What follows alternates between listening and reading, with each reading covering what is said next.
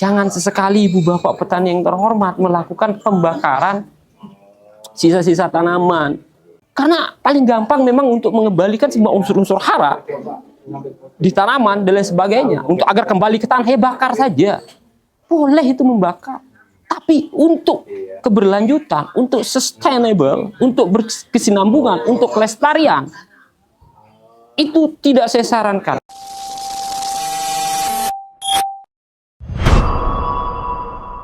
Hai, kembali lagi bersama saya Wika di video kita yang ke-11. Topik bahasan kita adalah tentang kesuburan tanah, di mana kita ketahui bahwa tanah itu merupakan komponen vital, sangat-sangat penting. Vital itu sangat-sangat penting untuk kelangsungan pertumbuhan dan perkembangan budidaya pertanian yang ibu bapak petani yang terhormat lakukan atau usahakan atau budidayakan tentunya. Saya langsung saja mulai. Apa sih yang dimaksud dengan kesuburan tanah, atau apa sih definisi dari kesuburan tanah? Jadi, ibu bapak petani yang terhormat, kesuburan tanah itu adalah kemampuan tanah untuk mendukung proses pertumbuhan dan perkembangan tanaman pertanian yang ibu bapak petani yang terhormat budidayakan tentunya. Dalam hal ini yang ibu bapak petani yang terhormat budidayakan. Kita spesifikkan ke topik bahasan kita, itu dunia pertanian. Mendukungnya untuk pertumbuhan dan perkembangan tanaman pertanian yang ibu bapak petani yang terhormat budidayakan, sehingga memperoleh hasil yang maksimal tentunya. Itu kesuburan tanah. Nah, itu secara general, definisinya secara general. Nah, sekarang kita akan kupas tentang kenapa sih kesuburan tanah itu penting, kenapa harus kita bahas tanah, atau bahasa lainnya itu media tumbuh tanaman pertanian yang ibu bapak petani yang terhormat budidaya. Kenapa kita harus tahu, kita harus membahas tentang kesuburan tanah itu yang pertama. Terus yang kedua, apakah kesuburan tanah ini datang dengan sendirinya atau bisa dibuat? Nah, ini yang akan jadi fokus utama kita. Fokus utama kita itu di yang dua itu. Baik. Nah, berdasarkan definisi yang sudah saya sampaikan tadi, ibu bapak petani yang terhormat, bahwa kesuburan tanah itu ada yang namanya ya memang kesuburan tanah alamiah, atau kalau bahasa yang saya sebut itu kesuburan tanah hakiki.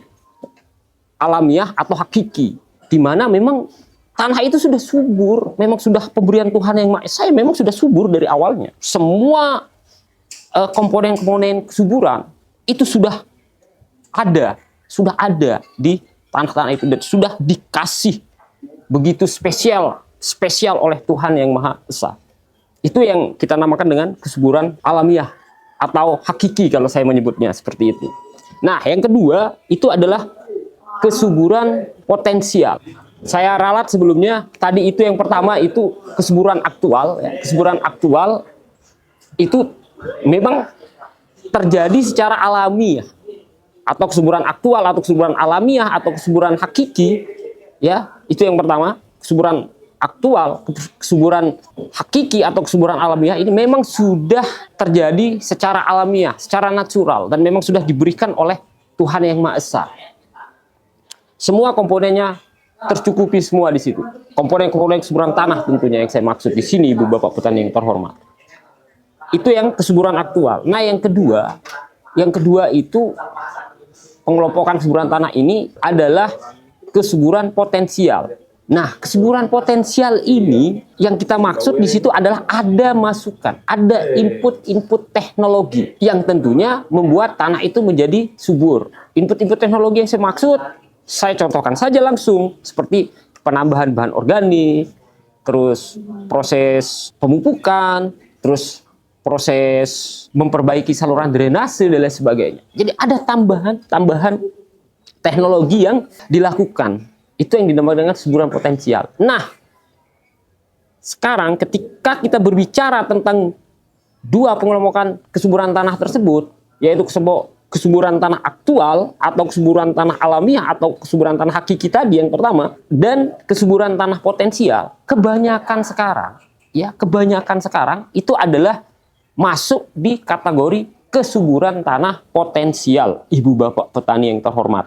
Jadi ibu bapak petani yang terhormat menggarap lahan, mengolah lahan, menggunakan teknologi itu secara otomatis sudah masuk ke kesuburan potensial. Itu. Nah sekarang ibu bapak petani yang terhormat pasti bertanya, mana sih yang dimaksud dengan kesuburan tanah aktual? Atau kesuburan tanah alamiah, atau kesuburan tanah hakiki tadi yang saya katakan di pointer yang pertama, di pengelompokan kesuburan tanah ini. Yang mana? Nah, ibu bapak petani yang terhormat harus bersyukur yang tinggal di daerah pegunungan api atau pegunungan vulkan yang pernah meletus tentunya. Yang pernah meletus. Itu harus bersyukur. Karena itu sudah selain dulu mendatangkan bencana, ya ibu bapak petani yang terhormat, tapi bencana itu membawa keberkahan untuk kita yang hidup, yang tinggal, yang berdomisili, yang berkarya saat ini. Termasuk tentunya ibu bapak petani yang terhormat di dalam mengelola lahan-lahan budidaya tanaman pertanian. Nah sekarang ibu bapak petani yang terhormat, kita akan membahas kesuburan tanah yang potensial sekarang. Kesuburan tanah potensial ini itu ada input-input, ada masukan teknologi atau ada intervensi manusia di situ. Sehingga membuat tanah itu memenuhi kriteria subur. Ya. Nah, sebelum saya beranjak jauh untuk membahas tentang itu, terlebih dahulu saya ingin memperkenalkan beberapa komponen kesuburan tanah. Tadi kalau yang kesuburan tanah aktual atau kesuburan tanah alamiah atau kesuburan tanah hakiki tadi, itu nggak perlu saya bahas tentang komponen-komponennya karena semua sudah karena semua komponen itu sudah dimiliki. Karena semuanya sudah dimiliki komponen-komponen itu. Nah, untuk yang potensial ini perlu saya bahas, perlu saya kupas. Komponen kesuburan tanah yang saya maksud itu ada 3, ibu bapak petani yang terhormat. Di mana yang pertama itu dinamakan dengan komponen kesuburan tanah fisik. Jadi kesuburan tanah secara fisika. Secara fisika atau kesuburan fisik tanah atau kesuburan fisika tanah. Yang kedua yaitu kesuburan kimia tanah. Dan yang ketiga yaitu kesuburan biologi tanah. Nah, sekarang yang mana yang dinamakan dengan kesuburan fisik, yang mana yang dinamakan dengan kesuburan kimia, yang mana yang dinamakan dengan kesuburan biologi. Nah, ketiga komponen itu harus saling mendukung, harus terpenuhi semua, baru dikatakan tanah itu subur, atau baru kita katakan bahwa tanah itu subur. Nah, kita mulai dari yang komponen pertama, yaitu kesuburan fisik. Kesuburan fisik di sini itu erat hubungannya dengan tekstur tanahnya sama struktur tanahnya. Nah, ini tekstur tanah itu, ibu bapak petani yang terhormat, adalah perbandingan 3 fraksi tanah. Tiga fraksi itu ya, ada yang namanya pasir yang paling kasar, ada yang namanya liat, dan ada yang namanya debu. Jadi 3 itu. Nah, masing-masing ketiga itu berhubungan satu sama dengan yang lainnya, berinteraksi satu sama dengan yang lainnya. Lahirlah yang namanya kelas-kelas tekstur tanah. Di dunia ini itu ada 12 kelas tekstur tanah. Ibu bapak petani yang terhormat, ada 12 kelas tekstur tanah. Saya nggak mau menyebutkan itu, ibu bapak petani yang terhormat pasti bingung. Nah, itu yang tekstur. Nah, yang sekarang yang kedua itu adalah struktur tanah. Untuk yang sifat fisika yang kedua itu struktur tanah. Struktur tanah itu, ibu bapak petani yang terhormat, erat hubungannya tentang gembur kerasnya tanah. Semakin gembur tanah pertanian ibu bapak petani yang terhormat, tentunya semakin subur.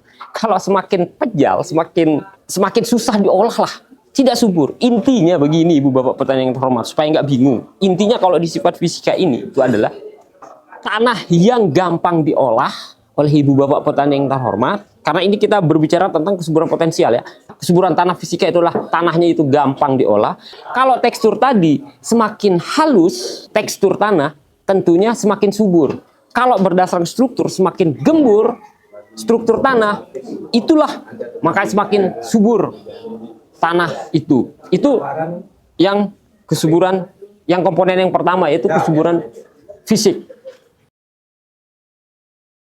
Nah, komponen yang kedua, ibu bapak petani yang terhormat, itu adalah kesuburan kimia. Jadi kesuburan tanah itu harus memenuhi kriteria kimia. Kimia yang kita maksud di sini ya tentunya erat hubungannya dengan kesediaan nutrisi. Kesediaan nutrisi, nutrisi yang kita maksud ya tentunya nutrisi untuk pertumbuhan dan perkembangan tanaman pertanian yang ibu bapak petani yang terhormat budidayakan. Kita kenal ada unsur hara makro, unsur hara mikro, sama ada unsur hara beneficial. Karena tanaman-tanaman tertentu itu ada unsur hara beneficial. Tapi yang penting ini, yang esensial ini, yaitu unsur hara makro sama unsur hara mikro. Di mana unsur hara makro itu dibagi dua, ada yang primer, ada yang sekunder. Itu sudah ibu bapak petani yang terhormat sering dengar itu di penyuluh-penyuluhnya, bahkan di pengendali organisme pengganggu tumbuhannya, di pengawas benih tanamannya itu sering pasti dengar itu. Saya yakin itu sering dengar. Jangan sampai ibu bapak petani yang terhormat nggak pernah dengar tentang istilah itu. Yang poin pertama, harus menyediakan nutrisi-nutrisi untuk pertumbuhan dan perkembangan tanaman. Yang kedua, ibu bapak petani yang terhormat harus memiliki pH di sekitaran 6,5 sampai 7,5. Ini kenapa? Karena disitulah tersedia unsur-unsur hara makro, mikro tadi. Di sekitaran itu, di sekitaran pH itu, di sekitaran angka pH itu. Yang ketiga, ibu bapak petani yang terhormat, tentunya bahan organik di sini. Secara kimia, kita berbicara bahan organik. Karena bahan organik ini, ya, ilmu dasar di pertanian itu adalah bahan organik. Makanya, saya akan bahas salah satu topik penting yaitu bahan organik atau yang kita kenal dengan nama CN ratio. Saya akan bahas khusus di video selanjutnya atau video saya yang lainnya, ibu bapak petani yang terhormat. Karena nyawa dari kita bercocok tanam itu ada namanya CN ratio. Disitulah bahan organik. Ada bahan organik. C itulah bahan organik, karbon itulah bahan organik. Ada perbandingannya. Itu nyawa dari pertanian. Saya akan bahas di video saya selanjutnya. Nah, itu sifat kesuburan tanah secara kimia. Itu ibu bapak petani yang terhormat. Yang ketiga, komponen tanah yang ketiga tentunya adalah kesuburan tanah secara biologi. Nah, ini kesukaan saya kalau ngomong biologi ini, saya selalu suka kalau ngomong biologi ini. Karena tanah di dalam tanah itu, ibu bapak petani yang terhormat, ada kehidupan. Bukan hanya manusia dikubur di dalamnya, bukan. Ketika kita mati tentunya ya, bukan ibu bapak petani yang terhormat saja yang mati. Saya aja mati akan dikubur di dalam tanah itu. Di dalam tanah itu ada kehidupan. Kehidupannya kalau kita hubungkan dengan pertanian tentunya, ya tentunya ibu bapak petani yang terhormat, banyak sekali mikroba-mikroba, banyak sekali organisme-organisme yang hidup di dalam tanah itu. Dan itu harusnya mendukung untuk pertumbuhan dan perkembangan tanaman pertanian ibu bapak petani yang terhormat budidayakan. Yang mendukung itu ya pasti yang baik, entah itu berupa bakteri, entah itu berupa jamur dan lain sebagainya. Intinya harus benar-benar memahami itu. Kalau jamur ada trichoderma, ada mycorrhiza. Itu kan menguntungkan semua. Kalau jamur, ada Beauveria bassiana, ada Metarhizium, itu juga menguntungkan semua. Itu kalau jamur. Kalau bakteri, kita tahu ada Pseudomonas, ada Rhizobium, ada Azotobacter. Itu banyak sekali yang menguntungkan di situ. Itu secara biologi. Jadi harus benar-benar dijaga itu, kehidupan di dalam tanah itu. Karena semakin sering terjadi interaksi kehidupan mikroba-mikroba yang saya sebutkan tadi itu di dalam tanah, maka semakin subur tanah itu. Yakin itu ibu bapak petani yang terhormat. Makanya jangan sesekali ibu bapak petani yang terhormat melakukan pembakaran sisa-sisa tanaman. Saya nggak melarang, boleh pembakaran sisa-sisa tanaman di lahan pertanian, ibu bapak petani yang terhormat. Boleh, tetapi itu kita berpikir sesaat, jangka pendek, bukan jangka panjang, bukan sustainable. Karena paling gampang memang untuk mengembalikan semua unsur-unsur hara di tanaman dan lain sebagainya, untuk agar kembali ke tanah, ya bakar saja. Boleh itu membakar. Tapi untuk keberlanjutan, untuk sustainable, untuk berkesinambungan, untuk kelestarian, itu tidak saya sarankan. Kecuali ibu bapak petani yang terhormat sewa lahan 2 tahun, 3 tahun, 4 tahun. Setelah ibu bapak petani yang terhormat selesai sewa lahan, lahan itu tidak akan dipakai untuk kegiatan pertanian lagi, tapi dipakai untuk bangun beton, untuk bangun ruko, untuk bangun sekolah dan lain sebagainya. Silahkan itu bakar. Saya sarankan untuk dibakar itu. Itu bedanya. Boleh membakar, tapi untuk keberlanjutan, untuk lahan-lahan hamparan-hamparan, lahan-lahan pertanian, itu jangan sesekali membakar. Harus terjadi yang namanya keberlanjutan. Sehingga pertahankanlah kehidupan di dalam tanah itu. Nah, itu yang kita kenal dengan nama kesuburan tanah secara biologi. Nah, sekarang saya harus menyimpulkan kesuburan tanah itu ya harus memiliki 3 tadi itu. Sorry, ini 4 ya, 3 tadi itu. 3 komponen tadi itu. Komponen pertama yang namanya itu adalah fisikanya, komponen yang kedua adalah kimiawinya, dan yang ketiga adalah biologinya. Nah, saya tutup dengan sebuah quote, jangan pernah melihat tanah dari sisi atau aspek yang sempit. Tetapi cobalah lihat tanah itu dengan menggunakan logika dan cakrawala dan paradigma pemikiran tingkat tinggi. Niscaya di tanah itu akan ditemukan keajaiban keilmuan yang begitu kompleks. Itu quote-nya. Ibu bapak petani yang terhormat harus tetap semangat. Ingat, tanah itu adalah media tumbuh tanaman pertanian yang ibu bapak petani yang terhormat budidayakan.